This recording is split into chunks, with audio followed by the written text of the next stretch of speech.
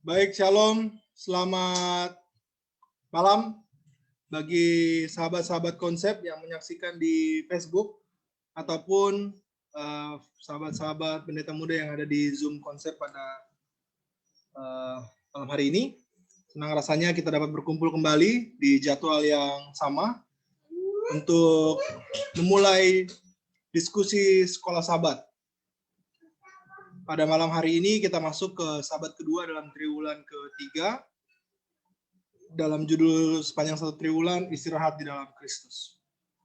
Dan pada malam hari ini kita akan membahas minggu kedua dengan judul gelisah dan memberontak, yang akan dibawakan oleh pendeta muda Jeremy Huta Julu. Sebelumnya, mari kita undang hadirat Roh Kudus. Kita akan berdoa dan doa buka akan dibawakan oleh pendeta muda Ricky Muhammad. Silakan. Mari kita berdoa.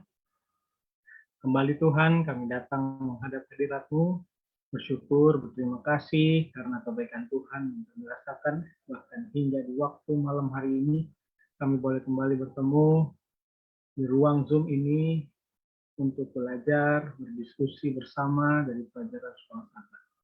Biarlah hikmat bijaksana sorga mengurapi masing-masing kami, terlebih pendeta Fardosi yang akan memberikan masukan dan tambahan dan kesimpulan, beserta juga dengan pendeta Jeremy Huta Julu yang akan menyampaikan pelajaran. Kiranya semuanya ini boleh membuat kami dekat dan setia selalu kepada Tuhan. Di dalam nama Yesus Tuhan dan Juru Selamat kami sudah berdoa. Amin. Baik, terima kasih pendeta Ricky. Jadi langsung saja waktu ini kami serahkan kepada pendeta muda Jeremy Huta Julu, gembala dari Jemaat Waldensia Bontang, daerah Kalimantan kawasan Timur, yang akan menyampaikan sedikit ringkasan dan nanti kita akan diskusi bersama. Waktu dan tempat kami persilakan. Terima kasih Pendeta Siombing atas kesempatan yang diberikan. Shalom, selamat malam untuk sahabat-sahabat konsep semuanya, untuk sahabat-sahabat Pendeta Muda dan juga Pendeta Pardosi. Selamat malam untuk kita semuanya. Kita akan memasuki pelajaran diskusi sekolah sahabat kita pekan yang kedua dengan judul gelisah dan memberontak. Saya akan share dokumen, mudah-mudahan boleh terlihat.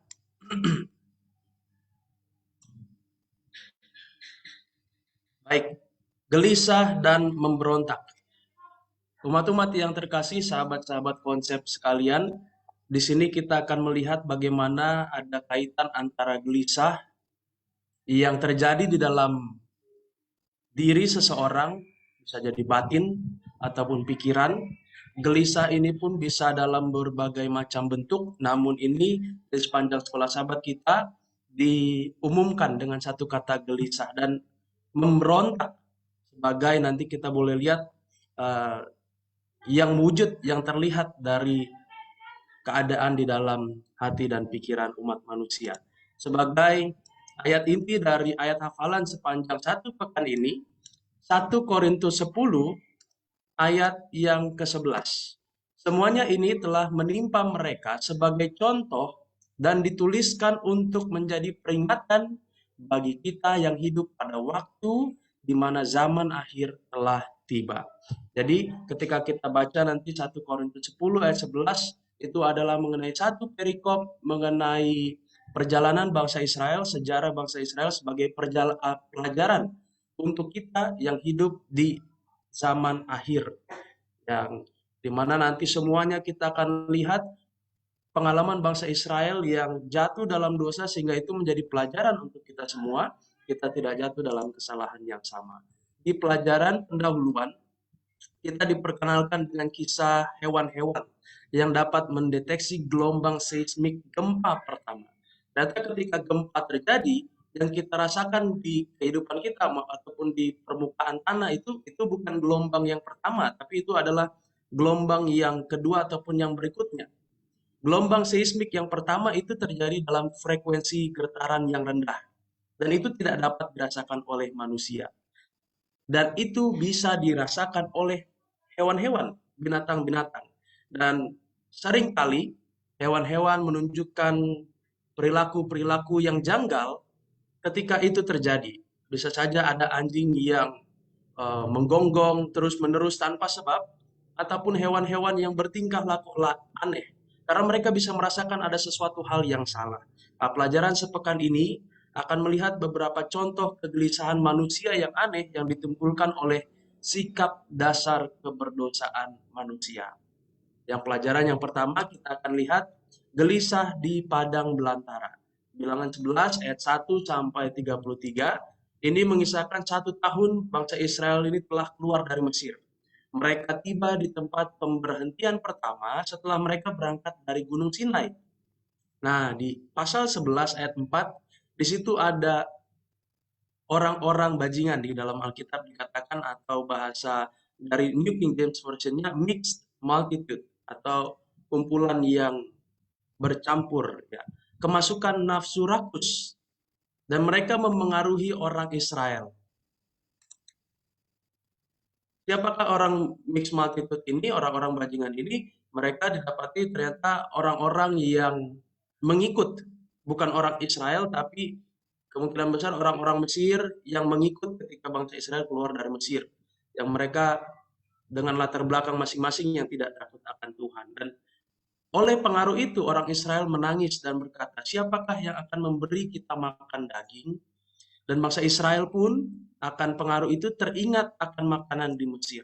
Disitulah dicatatkan sampai diingat jenis-jenis secara rinci makanan-makanan yang ada pada saat itu. Itu menunjukkan satu depresi yang sungguh atas kerinduan akan makanan itu. Namun Tuhan memberi mereka manna. Itu setelah terjadi selama 1 tahun dan mereka cari daging. Dan keluhan itu adalah akibat dari rasa gelisah mereka yang menginginkan sesuatu yang lain untuk dimakan. Mereka sudah bosan makan manna. Mereka ingin makan daging. Itu sebenarnya. Mereka ingin makan daging. Dan Tuhan memberikan burung puyuh menjadi makanan mereka. Dengan mujizat Tuhan membawa angin dari timur dan berterbangan burung puyuh dekat di sekitar perkemahan bangsa Israel. Dan ketika mereka makan, selagi daging itu ada di mulut mereka sebelum dikunyah, maka bangkitlah murka Tuhan terhadap bangsa itu, dan Tuhan memukul bangsa itu dengan suatu tulah yang besar.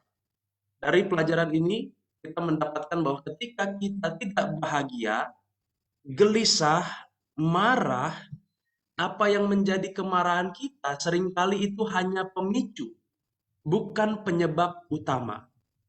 Apa maksudnya dari kalimat ini? Sebenarnya rasa tidak puas atau gelisah itulah akar masalahnya. Namun peristiwa yang memicu meledaknya satu keluhan atau peristiwa yang tidak diharapkan itu hanyalah perwujudan dari kegelisahan di dalam diri. Jadi misalnya kalau ada saat lagi gelisah, merasa tidak senang gitu, mungkin ada seorang pulang dari rumah jadi marah gitu ya, hanya misalnya karena mungkin ada anaknya ataupun saudaranya dalam rumah melakukan kesalahan sepele. Sebenarnya kesalahan itu bukan itu inti masalahnya. Inti masalahnya ada sesuatu yang tersembunyi di dalam diri seseorang itu yang belum terselesaikan dan terluapkan dengan cara yang tidak tepat. Jadi seringkali hal ini menimbulkan konflik yang berdampak buruk. Dan melalui pelajaran ini, ketika Tuhan memberikan daging itu kepada umat-umat bangsa Israel, sebenarnya Tuhan tidak tuli dengan kebutuhan kita semua. Tuhan tahu apa yang menjadi keluh kesah kita, Tuhan siap memenuhi kebutuhan kita. Dan berikutnya, itu menular. Itu ada di hari Senin. Miriam dan Harun dikisahkan di bilangan 12 mengatai Musa karena menikah dengan perempuan Kus atau orang Ethiopia. Nah, inilah kalimat yang diucapkan. Sungguhkah Tuhan berfirman dengan perantaraan Musa saja? Bukankah dengan perantaraan kita juga Ia berfirman? Dan kedengaranlah hal itu kepada Tuhan. Ini dikatakan oleh siapa? Ini dikatakan oleh Miriam. Namun berdua ini punya rasa tidak puas yang sama. Musa, Harun, Miriam merupakan pemimpin bangsa. Namun di kisah sebelumnya Musa ditunjuk oleh Tuhan untuk mengangkat 70 tua-tua. Seakan-akan itu memberikan tanggung jawab yang lebih atas kepemimpinan bagi Musa. dan kecemburuan ketika Harun dan Miriam melihat hal itu, mereka merasa terambil hak mereka dan mereka meluapkan hal itu dengan cara mengatai Musa. Akhirnya Tuhan memanggil Harun, Miriam, dan Musa. Tuhan membuat Miriam sakit kusta sebagai peringatan. 7 hari dia harus keluar dari perkemahan. Sekalipun yang mengatakan keluhan yang kena kusta itu hanya Miriam, tapi ternyata ketika kita baca kisahnya, Harun tahu bahwa dia juga ikut berdosa. Dia minta mohon kepada Musa supaya disembuhkan Miriam itu, karena Harun di sini tidak dikenakan penyakit kusta sehubungan dengan tugasnya di bait suci sebagai imam. Dan Musa dengan sebagai perantara yang baik, dia pun memohon kepada Tuhan supaya Miriam bisa disembuhkan. Namun syaratnya adalah 7 hari di luar perkemahan. Sebagai pemimpin rohani, tentu ini menjadi pukulan yang telak bagaimana dia harus diasingkan dari bangsa karena mengatai orang yang Tuhan telah pilih. Namun sikap yang diinginkan Tuhan, itulah ketika kita berserah kepada Tuhan apa yang Tuhan pilih, apa yang Tuhan kehendaki untuk terjadi, dan saling mendoakan, saling mendukung satu sama lain. Yang berikutnya kita akan melihat kegelisahan menyebabkan pemberontakan. Kalau tadi itu menular, artinya tidak hanya kepada umat-umat biasa, kepada para pemimpin rohani pun kegelisahan itu pun ada. Dan sekarang kegelisahan itu akan menyebabkan pemberontakan. Kita lihat dari kisahnya bangsa Israel, di sini dituliskan di buku sekolah sahabat kita, keraguan dan skeptisme menjadi penyebab kegelisahan hati para mata-mata. Ketika mereka hendak masuk tanah Kanaan, 10 orang bilang, tanah di sana itu bagus-bagus, tapi kita ini orang-orang kecil, keturunan enak di sana, keturunan itu raksasa semua dikatakan. Kita nggak akan bisa lewat ke sana. Laporan yang meremahkan rasa percaya itu didengar oleh bangsa Israel. Dan itu menimbulkan persungutan, orang takut. 10 orang bilang kita akan, orang di sana itu penduduk kotanya saling memakan, tapi bangsa Israel jadi takut dengar itu. Dan akhirnya Musa dan Harun kemudian akan dilempari dengan batu. Bahkan masukan-masukan positif yang telah diberikan Kaleb pun tidak didengarkan karena kejadian laporan yang tidak benar ini. Dan pemberontakan pun terjadi. Maka Tuhan menampakkan kemuliaannya dan bangsa Israel takluk dalam pemberontakan mereka.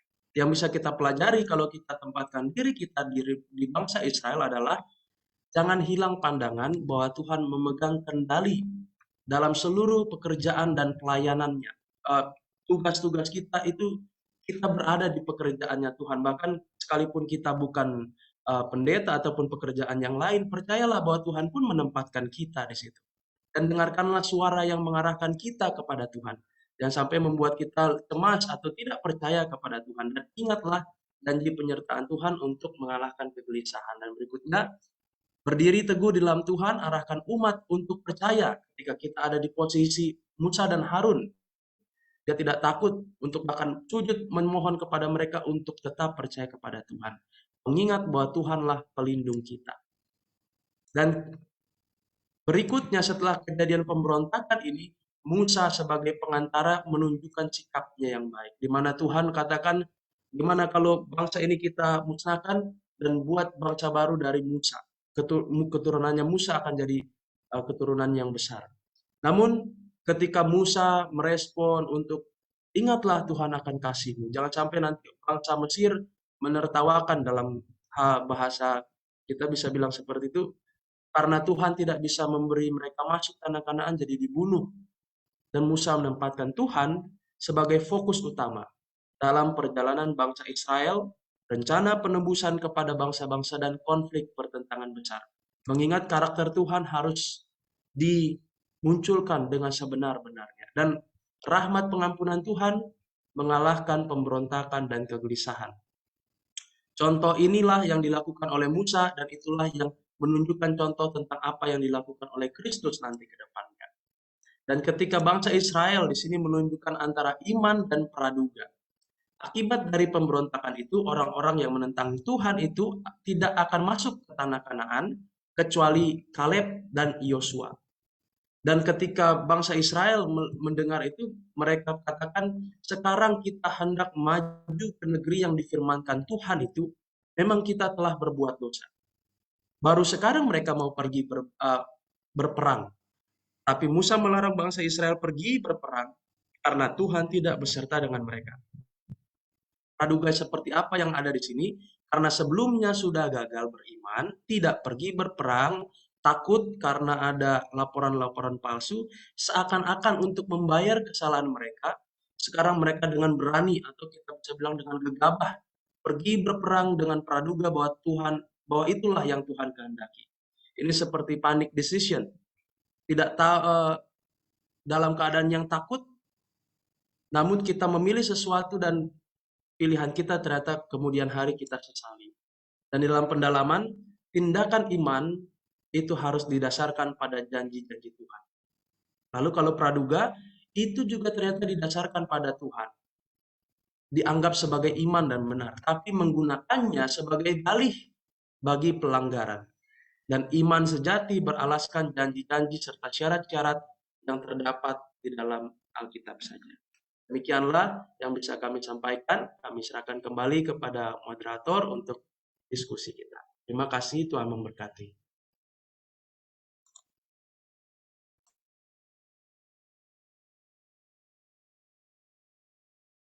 Baik, terima kasih Pendeta Muda Jeremy Huta-Julu atas pelajaran atau ringkasan yang sudah disampaikan dari pelajaran kedua triwulan ketiga ini dengan judul Gelisah dan Memberontak. Bagi saudara-saudara di Facebook, sahabat-sahabat konsep yang ingin bertanya terkait pelajaran sekolah sahabat kita, boleh disampaikan di kolom chat, dan nanti akan kami bacakan jika waktu memungkinkan. Dan jadi, jika saudara merasa sekarang ada pertanyaan, langsung diketik supaya kita akan langsung bahas pada saat ini juga. Baik, ada masuk pertanyaan di Zoom pada saat ini. Ada beberapa pertanyaan yang dijadikan satu ya.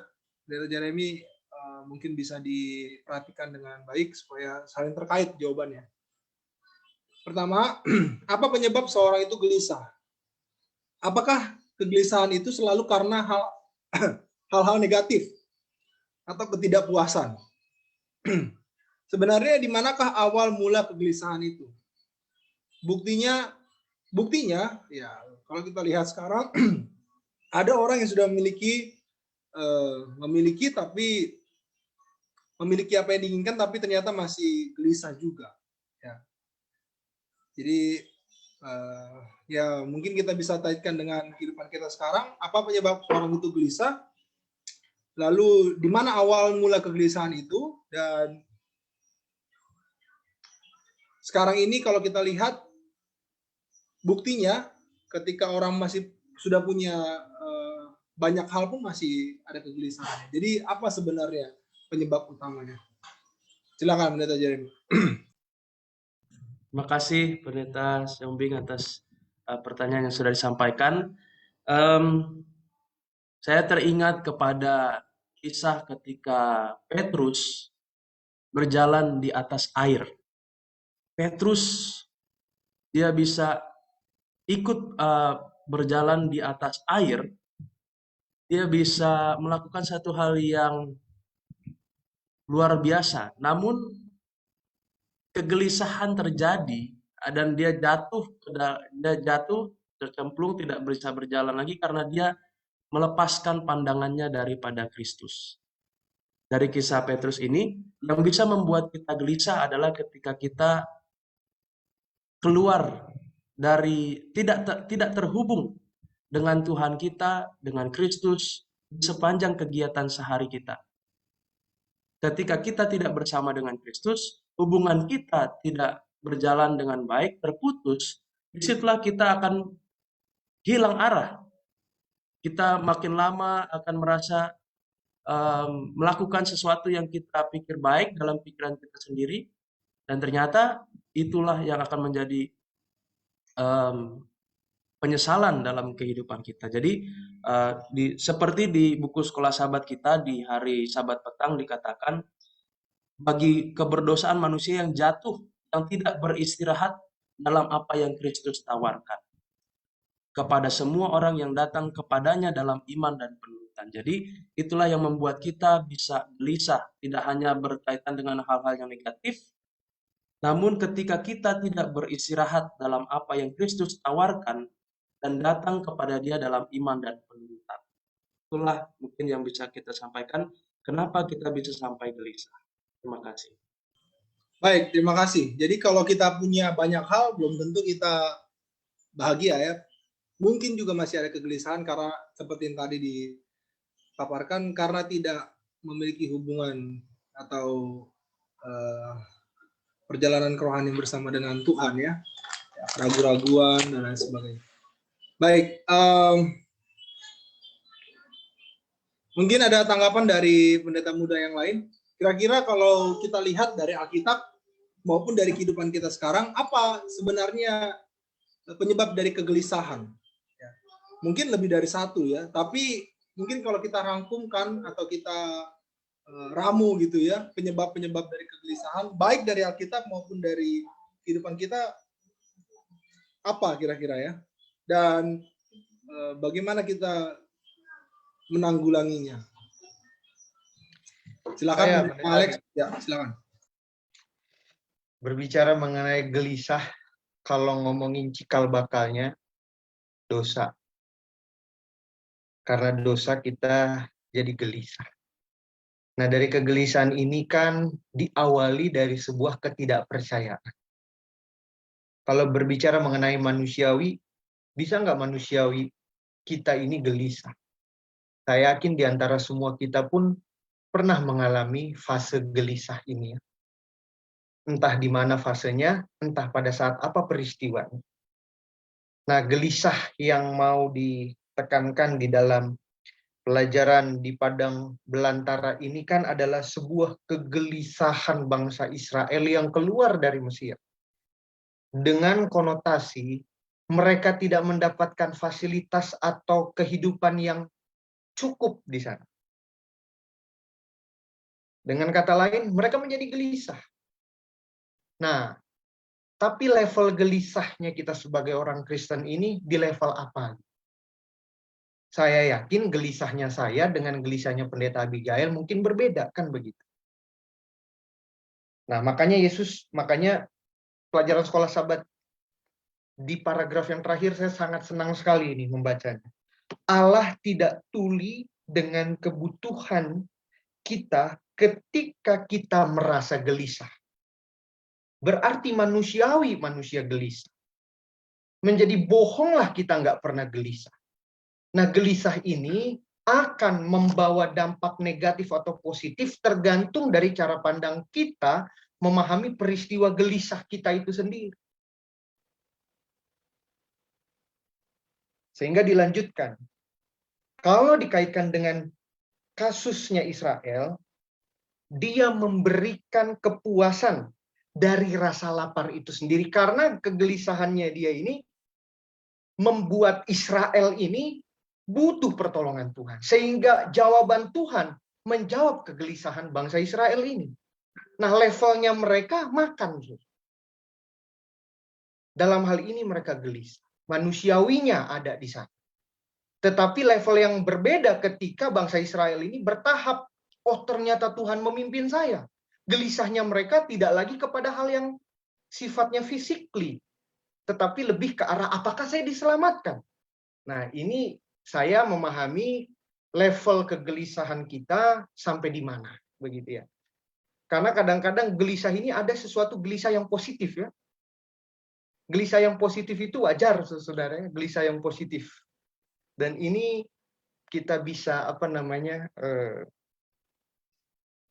nilai dari sudut mana kita memandang sebuah kegelisahan. Sudah barang tentu keluar dari kegelisahan hanya Tuhan. Saya baru kali ini mendapati situasi jemaat gelisah sekarang. Karena memang jemaat saya 31 orang sampai sekarang ini kena COVID. Mereka gelisah, tapi saya harus mengeluarkan rasa kegelisahan mereka dengan saya berikan dorongan dan lain sebagainya. Itu membuat saya lebih termotivasi bahwa saya percaya Tuhan memberikan jalan keluar dari kegelisahan melalui tuntunannya. Terima kasih, Pendeta Abi.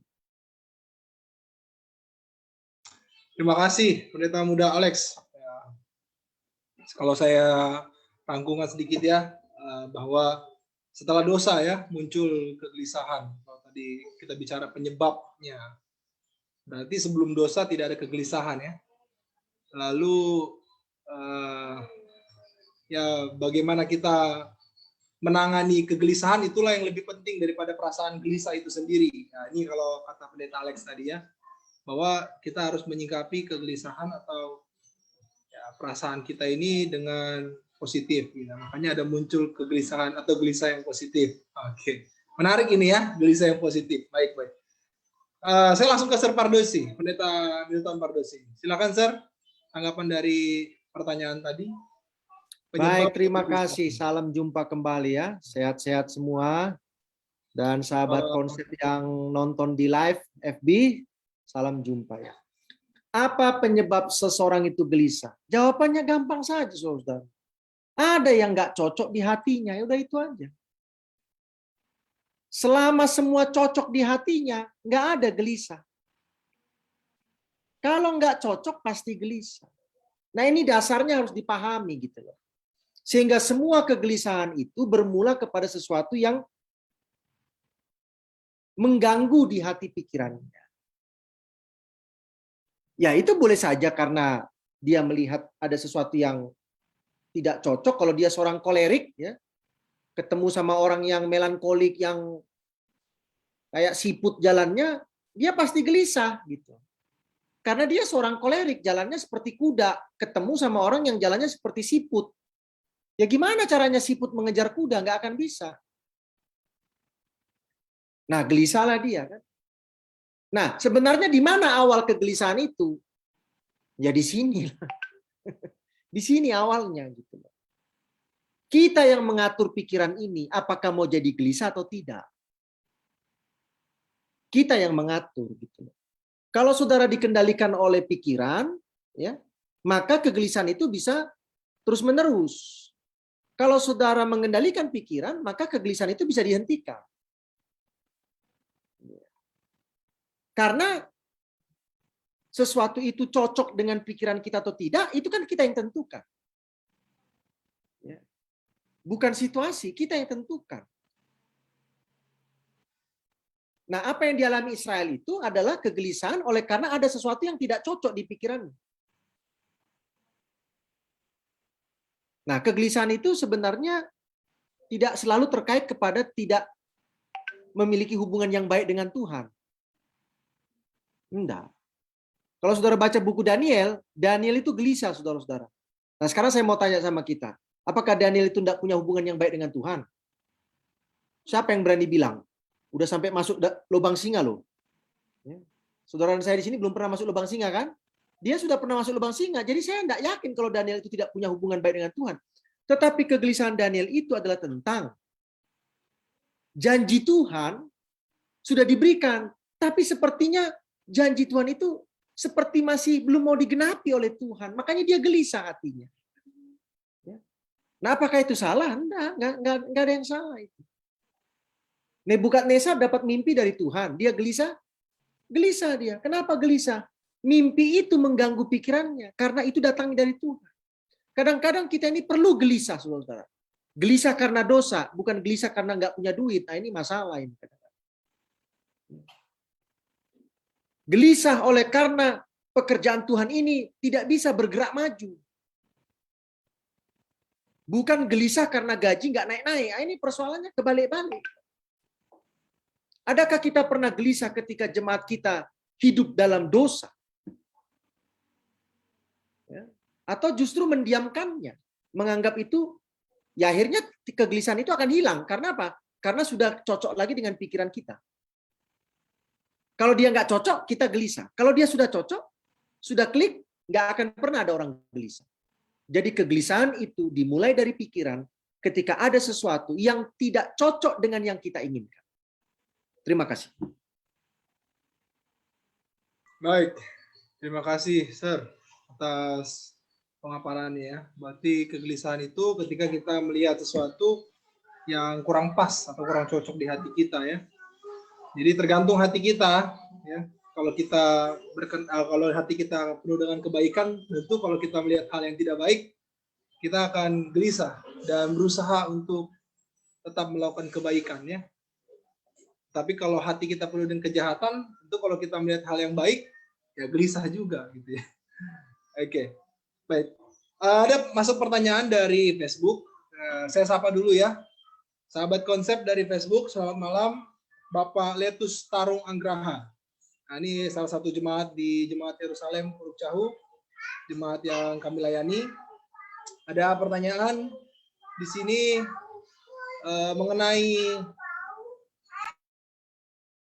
mengenai iman dan praduga tadi ya. Apakah kita memang sebaiknya bersikap realistis terhadap kemampuan kita, atau memang sebaiknya kita selalu yakin kepada Tuhan bahwa Tuhan akan selalu menolong kita? Bagaimana kita bisa meyakini ini adalah iman atau hanya praduga kita? Ya, jadi bagaimana kita sebaiknya bersikap realistis, ya, atau kita yakin bahwa Tuhan akan menolong kita? Bagaimana kita meyakini bahwa ini iman atau hanya praduga? Baik, Pendeta Muda Jeremy boleh menanggapi pertanyaan ini, silakan. Baik, terima kasih pertanyaan dari Pak Letus. Tentunya nanti para pendeta-pendeta akan menambahkan juga yang ketika kita realistis gitu ya, realistis dengan percaya kepada Tuhan, percaya kepada pertolongan Tuhan. Tentunya realistis itu adalah sikap yang baik, yang mana kita memang ya realistis gitu ya. Namun ketika kita realistis, kita percaya juga bahwa Tuhan adalah penolong kita. Yang perlu kita jaga adalah jangan sampai takabur atau petantang petenteng begitu ya. Seperti bangsa Israel tadi. Ayo kita pergi. Mengharap akan melakukan sesuatu hal yang besar. Padahal jelas-jelas itu bukan kehendak Tuhan. Yang menjadi berpikir, yang membuat mereka yakin bahwa mau pergi ke sana untuk berperang, karena praduga dalam pikiran mereka sendiri, mereka menganggap bahwa Tuhan pasti mendukung. Padahal kenyataannya bukan itu yang dikehendaki Tuhan. Tuhan menghendaki itu, tapi sebelumnya harusnya pakai iman, percaya aja, nggak usah ikutin yang 10 orang yang bilang laporan salah itu, tapi ikut aja sama yang Kaleb sama Yosua bilang. Tapi ketika hal ini sudah terjadi, kehendak Tuhan adalah kita tahu supaya mereka tidak maju berperang. Jadi ketika mungkin kita bisa ambil adalah realistis adalah itu sangat penting. Namun ketika kita mau melakukan sesuatu hal, percayalah Tuhan penolong kita, dan jangan sampai kita yang menganggap bahwa Tuhan pasti kita yang menganggap bahwa ini pasti rencana Tuhan. Namun kita bertanya berdasarkan janji-janji Tuhan yang memang sudah nyata. Mungkin silakan ditambahkan Pak Pendeta. Baik, oke, menarik ini ya, realistis dengan iman, atau realistis dengan keyakinan akan pertolongan Tuhan. Jadi ini kalau saya lihat-lihat dari beberapa kisah dari bangsa Israel, kadang-kadang cara Tuhan menolong bangsa ini, ya kalau kita pikir-pikir nggak realistis ya. Bagaimana mungkin dengan bangsa yang seperti itu dapat melewati banyak kesulitan-kesulitan ya, peperangan, bahkan pertolongan Tuhan yang luar biasa melalui makanan dan sebagainya. Jadi bagaimana kita menanggapi ini ya? Apakah realistis itu belum tentu beriman, atau bisa juga kita realistis tapi kita beriman juga gitu? Nah, ini permainan kalimat aja ya. Bagaimana kita menanggapi ini? Boleh, silakan dari teman-teman muda atau saya langsung ke sana. Ada dari sahabat-sahabat kita mulai di sini. Saya Pendeta Abi. Ya, silakan. Pendeta Luke, silakan. Kalau realistis, praduga dan iman, saya meyakininya sederhana saja. Orang yang beriman tak pernah praduga.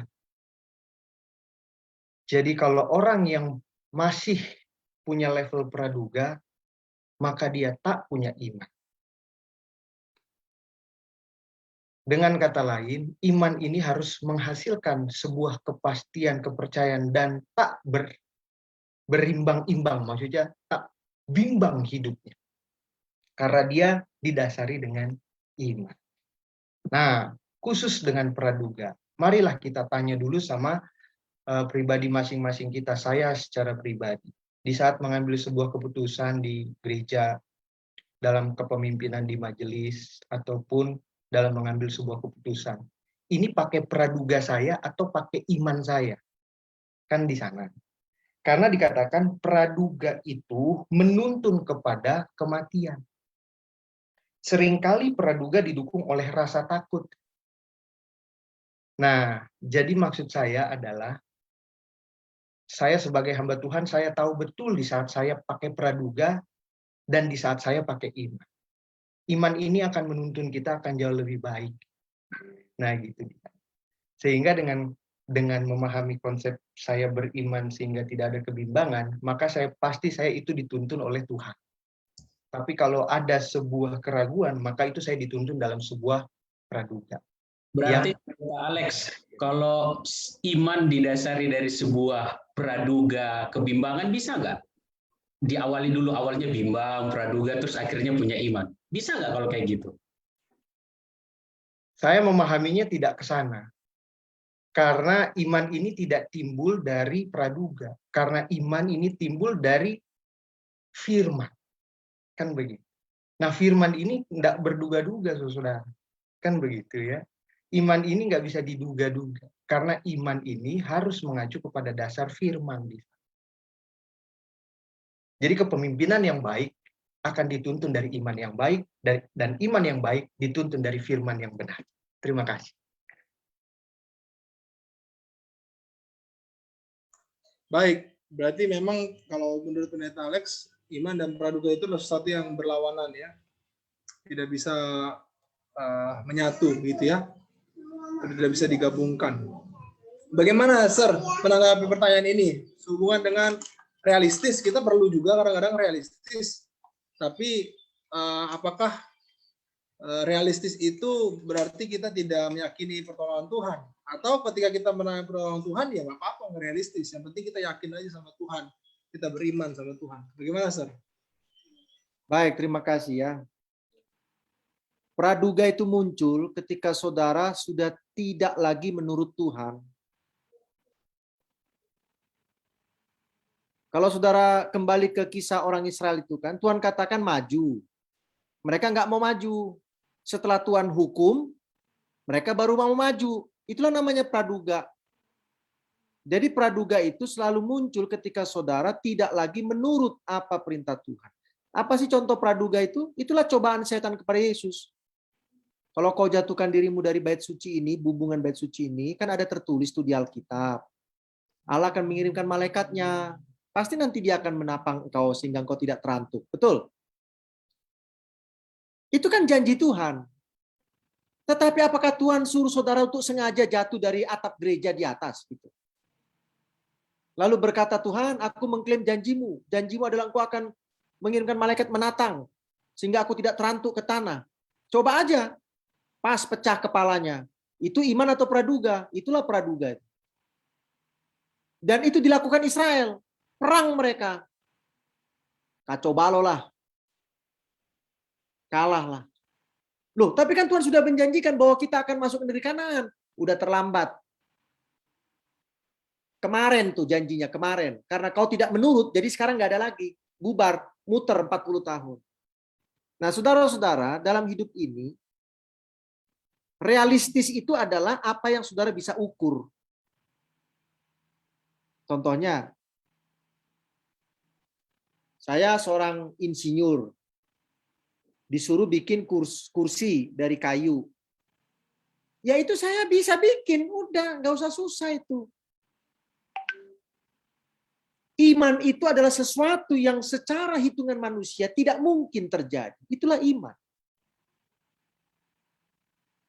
Kalau bisa dihitung, itu tidak perlu iman, saudara. Nggak perlu iman. Apa saya perlu iman untuk membangun sebuah kursi? Ya, yang nggak ada urusannya lah. Ya bangun aja. Orang yang tidak beriman pun bikin kursi. Betul nggak?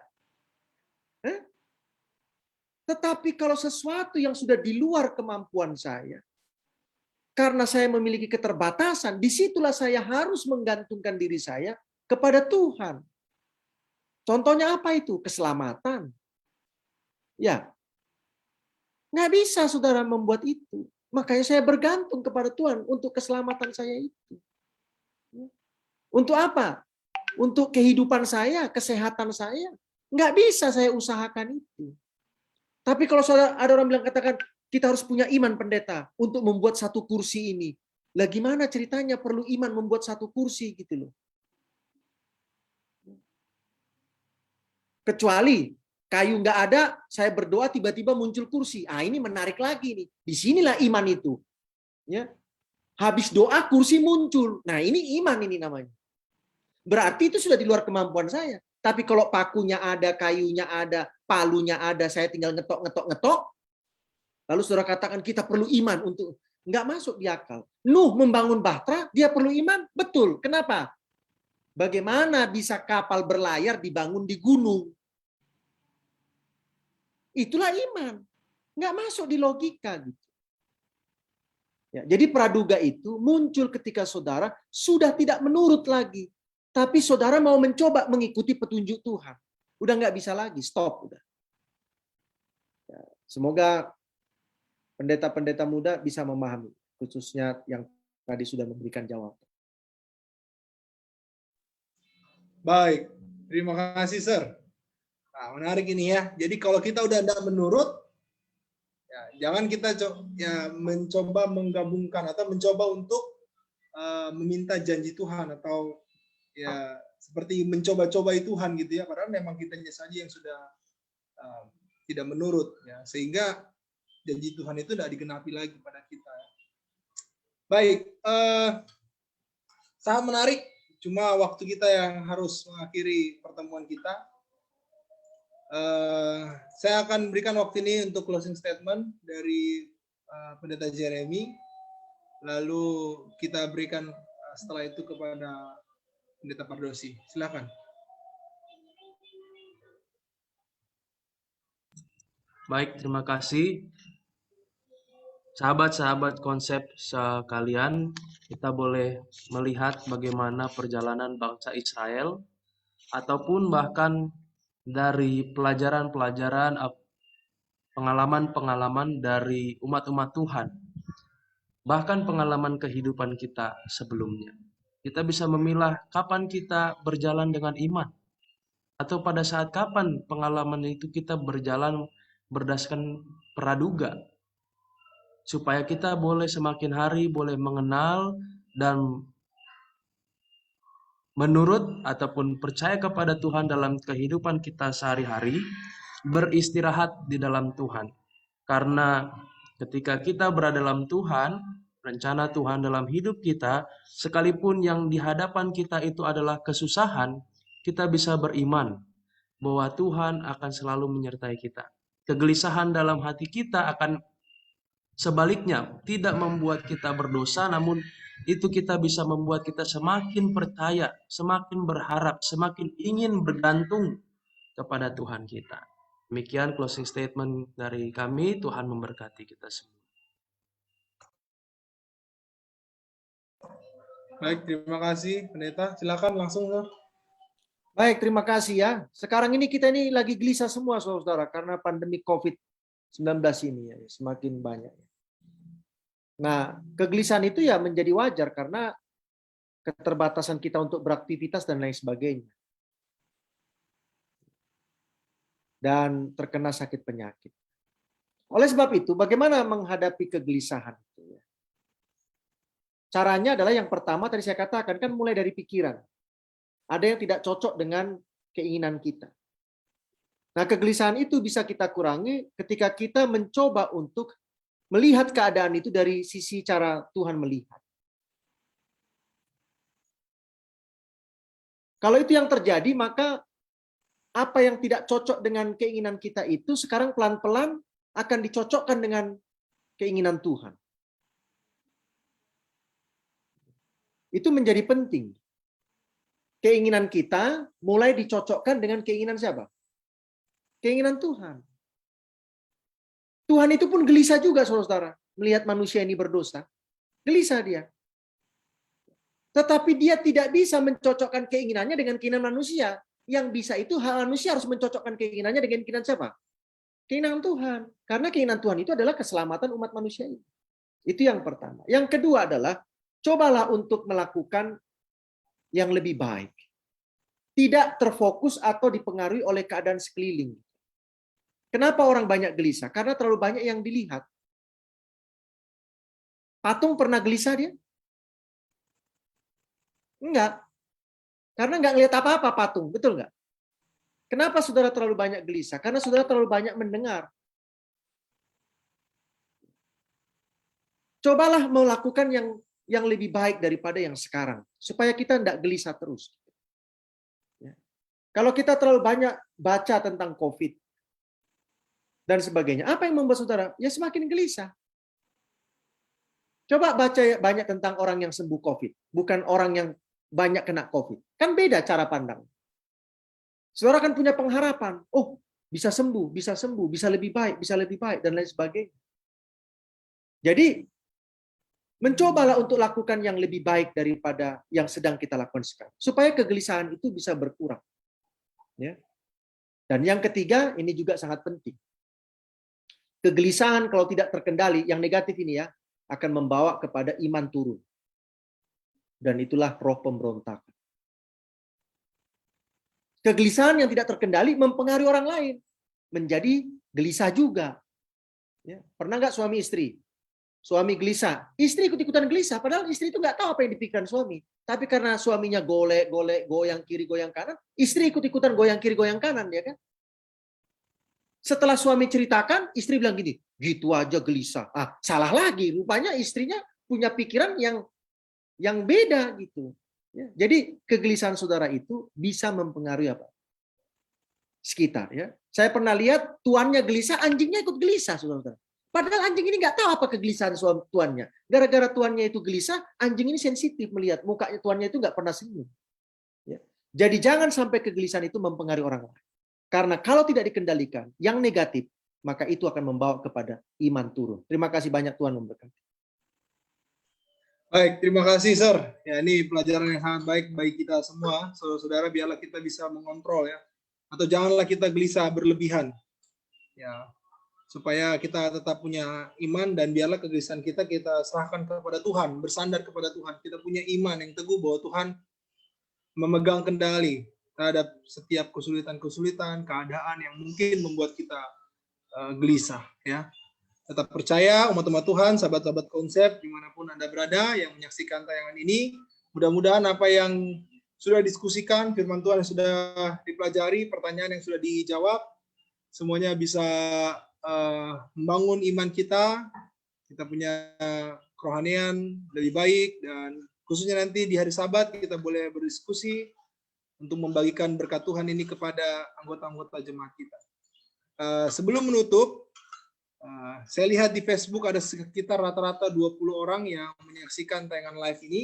Sehabis ini jam 7 kita akan ada diskusi live Alkitab, diskusi Alkitab yang akan dibawakan oleh pendeta muda Alexander, dan pembahasannya tidak kalah menarik. Tidak kalah menarik. Oleh karena itu saya harap 20 orang ini rata-rata bahkan kalau bisa di-share supaya firman Tuhan ini boleh lebih banyak yang mendapatkan berkat melalui media sosial ini. Jadi kita akan lanjutkan nanti jam 7, tapi sebelumnya kita akan tutup diskusi Sekolah Sabat ini. Saya undang Pendeta Muda Dwi Cahyono untuk pimpin kita dalam doa. Baik, mari kita berdoa. Terima kasih ya Bapa, pada saat ini kami sangat bersuka cita untuk firman yang sudah kami pelajari dan juga kami dengarkan pada saat ini. Kami juga mengucap syukur oleh karena Tuhan telah mengirim hamba Tuhan, Pendeta Jeremy Hutajulu, yang telah membawakan kesimpulan dan juga ringkasan daripada pelajaran ini. Dan kami juga mengucap syukur untuk berkat yang Tuhan telah berikan kepada Sermutan Pardosi yang telah membantu kami memahami pelajaran ini dengan baik. Terima kasih Bapak. Engkau sudah memberkati kami pada malam hari ini, dan biarlah pelajaran ini dapat memberikan sesuatu yang baru bagi kami. Biarlah kami semua sebagai umat-umat Tuhan dibebaskan daripada kegelisahan, diberikan ketenangan dan kedamaian, supaya kami semua fokus beriman kepada Tuhan. Terima kasih Bapa. Kami serahkan semuanya ke tangan-Mu, biarlah segala sesuatu yang kami pelajari pada saat ini akan menjadi sesuatu yang baik bagi kami. Dan ampunilah kami apabila dalam kami mempelajari firman Tuhan ini, kami belum sempurna. Dan biarlah Tuhan tetap mendidik kami, supaya kami semua mendapatkan pengertian yang senantiasa bertambah setiap saat. Terima kasih Bapa. Kami mengucap syukur di dalam nama-Mu yang kudus, Tuhan Yesus Kristus. Kami telah berdoa dan mengucap syukur. Amin. Amin. Terima kasih Pendeta Dwi. Baik, selamat malam bagi kita semua. Sekali lagi kita akan lanjutkan ke diskusi Alkitab. Mudah-mudahan Tuhan memberkati kita semua. Sampai ketemu di lain waktu. Tuhan berkati.